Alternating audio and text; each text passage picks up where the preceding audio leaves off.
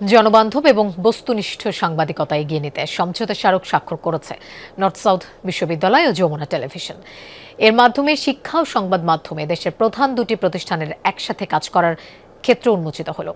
সকালে north south বিশ্ববিদ্যালয়ের conference রুমে সমঝোতা স্মারক সই হয়। উপাচার্য অধ্যাপক আব্দুল হান্নান চৌধুরী বলেন, জুলাই আন্দোলনে বড় ভূমিকা পালন করা সহ যমুনা টেলিভিশন সব সময়ে জনগণের কণ্ঠস্বর হিসেবে কাজ করে বিশ্বাসযোগ্যতা অর্জন করেছে। এই অর্জনকে ব্যবহারিকভাবে কাজে লাগাতে চায় এনএসইউ। যমুনা টেলিভিশনের সিইও ফাহিম আহমেদ বলেন, যমুনা টিভি সরকার সহ ক্ষমতাবানদের জবাবদিহিতায় বিশ্বাস করে, দায়িত্ব পালন করতে চায় প্রকৃত সাংবাদিকতায়। এ সময় উপস্থিত ছিলেন এনএসইউ এর উপাচার্য অধ্যাপক নেসার ইউ আহমেদ, অধ্যাপক আব্দুর রব খান, যমুনা টিভির সিএনই Touhidul Islam. Jamuna and many other, I would say that they should remain in the marketplace with their goal, target, visions, everything in the country.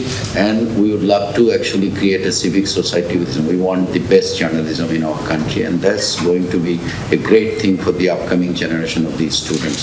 আমরা চেষ্টা করেছি শুরু থেকেই যে মানুষের সাথে থাকার, এটা আমাদের ম্যানেজমেন্টেরই একটা বেসিক্যালি ছিল যে আমরা কালোকে কালো বলবো, সাদাকে সাদা বলবো, এবং আমরা টিল টুডে সেটাই বলি। এখন আবার অনেকে আমাদেরকে পছন্দ করে না, যারা জুলাই আগস্টে আমাদেরকে পছন্দ করতো, যে তার মানে আমরা রাইট ট্র্যাকে আছি। আমি যখন তোমার সমালোচনা করছি তখন তুমি আমাকে আবার অন্য পক্ষ বানিয়ে দিচ্ছ।